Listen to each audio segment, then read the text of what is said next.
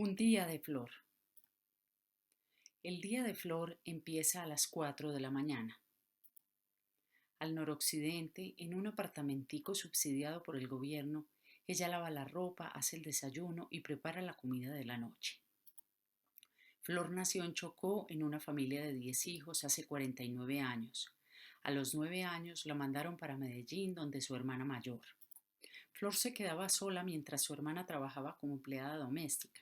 A los 12 años, ella empezó con el mismo trabajo de domingo a domingo. A los 2 años, regresó a Ismina a terminar la primaria. Volvió a Medellín a los 20 y aunque soñaba con estudiar y trabajar, fue imposible lograrlo. Al poco tiempo se casó y tuvo a Michelle Anderson y a Marlori Caterini, y tras un corto matrimonio que prefiere no recordar, resolvió vivir sola con los niños en el Chocó.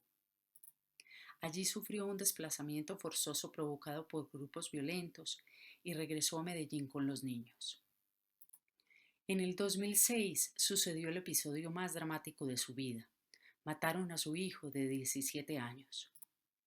Sin acentuar su dolor, desde el 2008 viene pidiendo al gobierno la reparación como víctima. Actualmente vive con Miguel Ángel, el hijo de Caterine, que está en el Chocó, y con Laura, la hija de su hermana, que vive en Apartadó, al cuidado del padre de ambas. Mientras Laura se organiza, ella se ocupa de Miguel Ángel. En la semana, antes de que ella deje la casa, los niños deben estar listos para ir a la escuela. Precisamente ellos están con ella para asegurarles una buena educación primaria. A Flor aún le falta arreglarse para llegar cumplida al trabajo. Son las 5:30 y la escuela empieza a las 7 de la mañana. Eso la obliga a dejar los niños donde Dilma, una vecina. Luego, Flor termina de alistarse e inicia el recorrido de 2 horas que le toma llegar a su trabajo en una casa de familia. Llega apurada a la estación La Aurora del Metrocable. Hace la fila, de ahí a la estación San Javier, donde tomará la línea B del metro, y en San Antonio hará trasbordo a la línea A con dirección sur. Durante el trayecto recuerda cuando los asesinos de su hijo la forzaron a un segundo desplazamiento que la obligó a irse con su hija a un rancho de tablas. Después, tras la ola invernal del 2010, por tercera vez en su vida se vio obligada a abandonar su casa. Se trasladó a un sitio de invasión de la Comuna 8 en compañía de su hija, quien ya había tenido a Miguel Ángel. Hasta que bandas criminales fueron de nuevo a asediarla. Con Miguel Ángel en brazos, escapó aterrorizada. Ese fue su cuarto desplazamiento. Flor ha llegado por fin al poblado, uno de los sectores de estratos altos. Allí debe tomar un bus que la conducirá cerca de la portería de la urbanización donde trabaja. Allí la espera su patrona para poder salir a cumplir con su empleo en una oficina. Flor quedará a cargo del bebé, la mascota, la preparación de la comida, las plantas, el aseo de la ropa y la limpieza de la casa.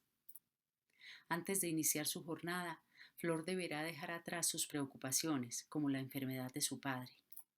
Tendrá que tener ánimos para atender al niño de sus empleadores. Empieza el día lavando los platos que se usaron mientras ella no estaba. Disfruta poniendo en orden las cosas, no se queja, sabe que lo importante es el buen trato. Flor recuerda que en una casa donde trabajó nunca le dieron los buenos días ni las gracias. Ya se despertó el niño, Flor debe atenderlo y tenerlo listo para ir a la guardería. Ella reconoce que a los hijos de sus empleadores llega a quererlos como a los propios, pero se resiente al pensar que cuando se enferman los suyos no puede estar con ellos, ni puede, por ejemplo, reclamar sus calificaciones. Al mismo tiempo tiene claro que su trabajo no solo consiste en pasar el limpión por todas partes. Las empleadas domésticas son responsables de casi todos los aspectos de una casa, incluyendo la impecable asepsia de los baños, mientras que en contraprestación a los empleadores les corresponde responder por las prestaciones y el salario legal.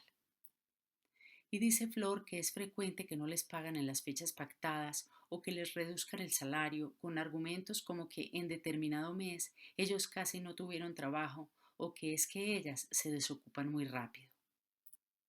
Flor se pregunta por qué es tan frecuente que sus patrones dejen la ropa tirada, inclusive las interiores.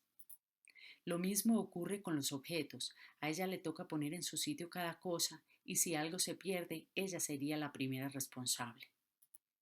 Durante el día, Flor sube y baja escalas, se agacha, se empina, se acuclilla y cuando se cansa, no está bien visto que se siente en los muebles de la casa ni en la cocina por largo rato.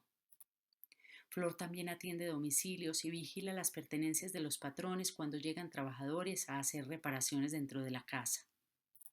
Y al igual que una secretaria, debe atender las llamadas siendo muy educada y diligente, sin dar información de más, ni mucho menos privada.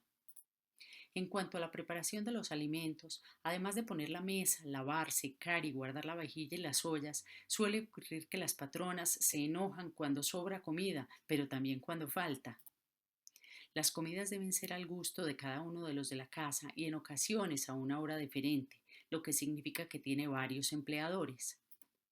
Flor recuerda que en una casa le separaban el plato, el vaso y la cuchara. Se sentía muy mal, pero necesitaba sostenerse. Con el planchado de la ropa, Flor termina las labores de la casa. El niño está a punto de despertarse de la siesta después de la guardería. Debe atenderlo. Jugar con él, sacarlo al parque, siendo muy recursiva en acatar una eventual emergencia.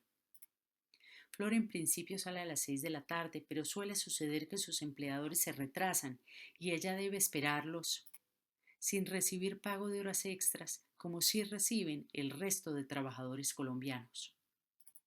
Al final del día, Flor emprende su camino a casa.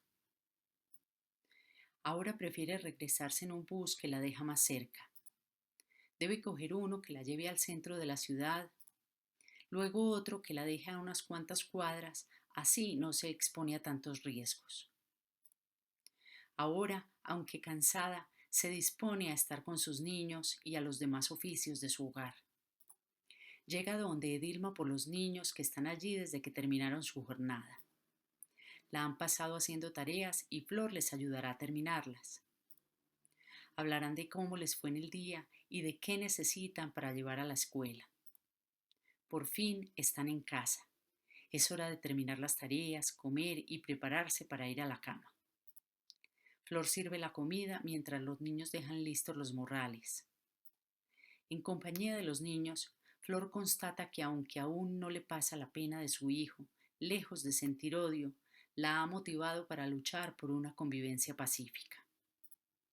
Pese a todo, ella sigue pensando en ser abogada. Hace ya 2 años logró terminar su bachillerato. Con los chicos ya acostados, Flor hace orden y limpia. Hoy en día es la vicepresidenta del sindicato UTRASD, Unión de Trabajadoras Afro del Servicio Doméstico.